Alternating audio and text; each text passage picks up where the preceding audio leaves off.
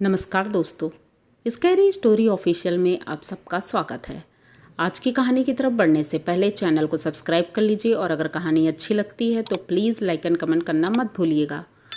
आज की कहानी बहुत ही ज़्यादा खौफनाक है, तो ध्यान से सुनिएगा। उससे पहले कहानी को शेयर कर दीजिए। तो कहानी है रवि और साधना की।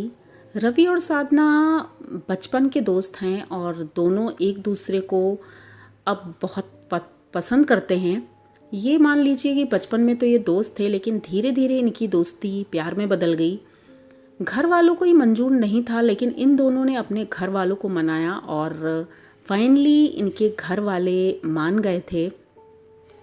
बहुत खुश थे दोनों के घर वाले और अब सोच रहे थे कि जल्द से जल्द शादी कर दें, क्योंकि अगर घर वाले नहीं शादी करते हैं तो फिर बच्चे गलत कदम उठा लेते हैं। तो घर वालों ने यही किया और शादी फिक्स कर दी, एंगेजमेंट भी हो गई। सब कुछ ठीक जा रहा था, पर एक प्रॉब्लम थी कि कहीं गेस्ट हाउस नहीं मिल रहे थे, मैरिज लॉन नहीं मिल रहा था कहीं।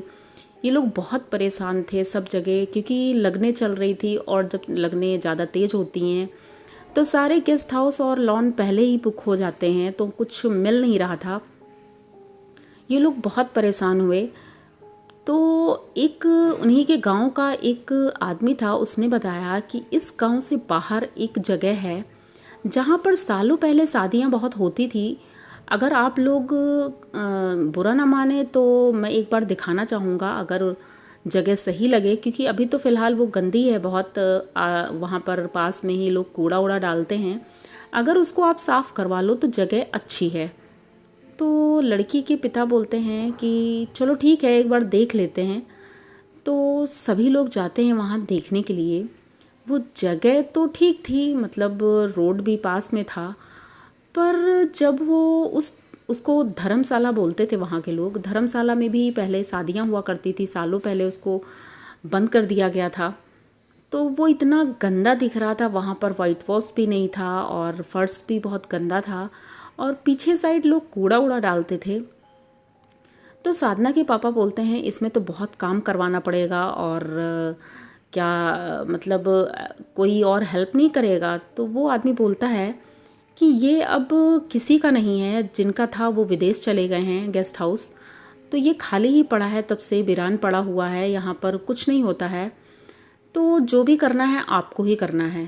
तो अब साधना के पापा बोलते हैं कि वैसे भी अगर टेंट लगवा कर कहीं करेंगे तो खर्चा तो वैसे ही आएगा, और अगर इसकी साफ़ सफाई हो जाएगी तो अच्छा ही है, कुछ लोगों के काम ही आएगा।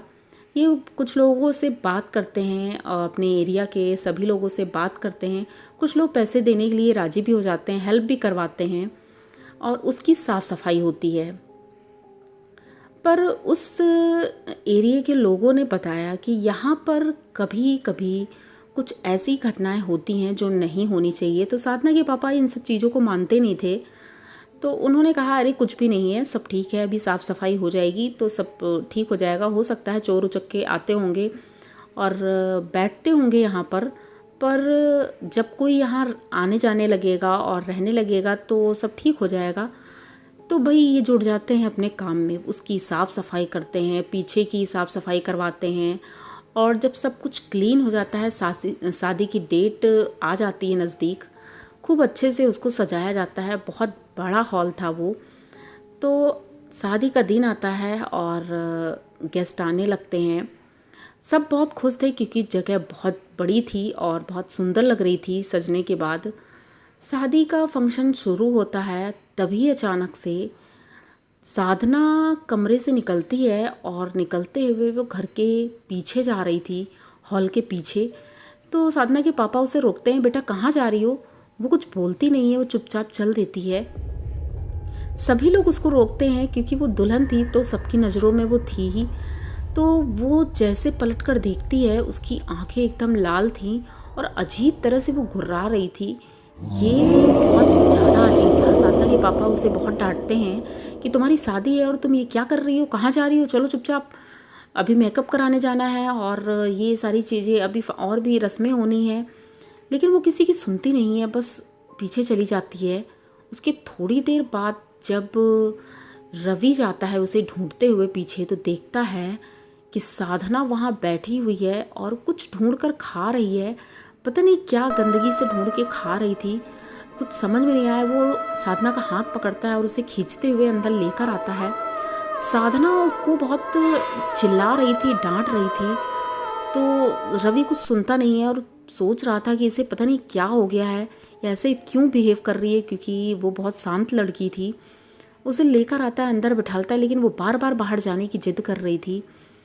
तो पूजा की रस्में शुरू होती हैं, उसे तैयार किया जाता है और उसके बाद उसे तैयार तो बहुत सुंदर किया गया था, लेकिन जब वो स्टेज पर पहुंचती है उसका मेकअप इतना गंदा लग रहा था, इतना ख़राब, जैसे काजल फैला हुआ, लिपस्टिक फैली हुई और पूरा मेकअप इतना बुरा हो गया था। तो रवि बोलता है क्या हुआ, ये मेकअप वाली ने मेकअप कैसे किया है, जाओ मुंह धुल कर आओ।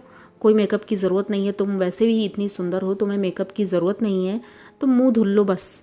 तो ये मुंह धुलने के लिए बाथरूम में जाती है और बाथरूम का दरवाज़ा लॉक हो जाता है। सभी लोग बाहर से पीटते रहते हैं लेकिन वो दरवाज़ा नहीं खोलती है। सब सोचते हैं कि शायद अंदर से उसने लॉक कर लिया है, क्योंकि अभी वो बाहर जा रही थी। लेकिन अंदर अंदर साधना के साथ जो हो रहा था वो बहुत ही भयानक था। साधना अंदर मुंह धुलने के लिए गई थी, तभी उसे बगल में एक लड़की खड़ी हुई दिखाई दी थी जो दुल्हन के रूप में थी। वो साधना का मुंह पकड़ के उसे वॉश बेसिन में वैसे ही बहुत बार बार मुंह नीचे करके पानी में डुबोने की कोशिश करती है। उसमें पानी भरा हुआ था वॉश बेसिन में, पता नहीं कैसे, जो भी है, लेकिन उसके इस वजह से चेहरे पे चोटें भी आ गई थीं और वो सर पे चोट लगने की वजह से बेहोश हो गई थी वहीं पर। तभी दरवाज़ा खुलता है और दुल्हन बाहर निकलती, घूंघट में थी, मंडप पर जाती है और वहाँ पूजा शुरू हो जाती, शादी की रस्में शुरू हो जाती हैं सारी। जब फेरे ले रही थी तभी एक औरत जो उनके परिवार की थी उसने देखा कि दुल्हन के पैर उल्टे हैं और वो चल कैसे रही है। जैसे ही उसने देखा तो अपनी बगल में खड़ी लड़की की माँ साधना की मम्मी को उसने बताया कि आपकी बेटी के पैर कैसे हैं। तो साधना की मम्मी ने जब पैर देखे तो वो कहती नहीं, ये मेरी बेटी के पैर नहीं है। तो वो जा कर के तुरंत घूंघट खोलती है और जैसे ही घूंघट खोलती है अचानक से जैसे लग रहा था उसमें से हवा एकदम निकली, कपड़े सारे नीचे गिर गए और वहाँ कोई नहीं था। ये देख कर के वहाँ पर खड़े जितने लोग थे सबके सब बहुत डर गए थे। यहाँ तक कि लोगों ने भागना शुरू कर दिया था, एकदम भगदड़ मच गई थी। सभी भूत भूत कह के चिल्लाने लगे और वहाँ से भाग खड़े हुए।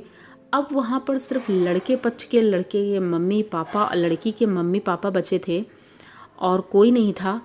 वो लोग एक दूसरे का चेहरा ही बस देखते रहे, एकदम शॉक्ड हो गए थे, कुछ समझ में नहीं आ रहा था ये क्या हो रहा है। रवि दुखी तो था और परेशान भी था, लेकिन तुरंत वो भाग करके साधना के रूम में जाता है जहाँ साधना तैयार हो रही थी। पूरा रूम चेक करता है, बाथरूम की तरफ जाता है तो देखता है बाथरूम में साधना एक कोने पर बैठी हुई है, सर नीचे है उसका और बेहोश है। उसे होश में लाता है। जब वो होश में आती है तो बोलती है, अरे क्या हुआ, हमारी शादी थी, मैं यहाँ क्या कर रही हूँ। वो लहंगा पहने हुए थी, सारा ड्रेस था उसका, बस मुंह धुलने आई थी वो। तो रवि उसे उठाता है और उसे कुछ बताता नहीं है, उसे ले करके बाहर आता है, मुंह धुलाता है और सबसे मिलाता है। तो सब बताते हैं कि चलो ठीक है, साधना ठीक है, कोई बात नहीं है। पंडित जी भाग गए थे, उन्हें दोबारा बुलाया गया और जब शादी होने लगी अचानक से ऊपर जो झूमर लगा हुआ था वो झूमर वहीं पर उसके ऊपर गिर जाता है। साधना को चोटें आती हैं, रवि को भी कुछ चोटें आ जाती हैं। पंडित जी तो भाग जाते हैं और वो शादी नहीं हो पाती है। तो ये दोनों फाइनली फिर वहाँ से अपने घर जाते हैं और वो पंडित जी जो भाग गए थे वो अपने गुरुजी को ले करके साधना के घर पहुँचते हैं, क्योंकि साधना के पापा ने उन्हें फ़ोन कर दिया था। घर पहुँचते हैं और वो बताते हैं आपने बहुत बड़ी गलती कर दी, क्योंकि वो जो गेस्ट हाउस है वो मैरिज लॉन वो हॉन्टेड है और वहाँ पे आज से 20 साल पहले एक शादी थी और उस शादी में दहेज की वजह से कुछ झगड़ा हुआ था जिससे लड़की के बाप की डेथ हो गई थी। वहीं पर उन्होंने सुसाइड किया था और इस गम में उस लड़की ने भी सुसाइड कर लिया था कि मेरी वजह से मेरे बाप ने ऐसा किया है, तो उसने भी सुसाइड कर लिया था। तो उन दोनों की आत्मा इस हॉल में घूमती रहती है और किसी को यहाँ शादी नहीं करने देती, इसीलिए ये हॉल बंद कर दिया गया था और अब आपने खुलवाया है। तो साधना के पापा ये सब बातें सुन करके तो बहुत डर गए थे, पर एक चीज़ हुई थी कि किसी को ज़्यादा चोटें नहीं आई, सब ठीक है। हाँ, थोड़ी बहुत चोटें साधना और रवि को आई थी, लेकिन डॉक्टर को दिखाया गया और मरहम पट्टी हो गई थी, वो लोग ठीक थे। पर उसी डेट में फिर घर में ही इन दोनों की नॉर्मली सिंपल शादी हो जाती है। ये कहानी रवि ने हमारे साथ शेयर की है। तो रवि जी, आपकी ये कहानी हमने सुना दी है। आई होप आपको पसंद आएगी। जैसे आपने बताया था वैसे ही हमने सुनाई है। तो आप लोगों को ये कहानी कैसी लगी? अगर अच्छी लगी हो तो प्लीज़ चैनल को सब्सक्राइब करिए, लाइक कमेंट करिए, शेयर करिए और बने रहिए हमारे साथ, क्योंकि इसी तरह की नई और अनोखी कहानियाँ मैं लेके आती रहती हूँ। तो मिलते हैं फिर किसी नई कहानी के साथ, तब तक के लिए डरते रहिए।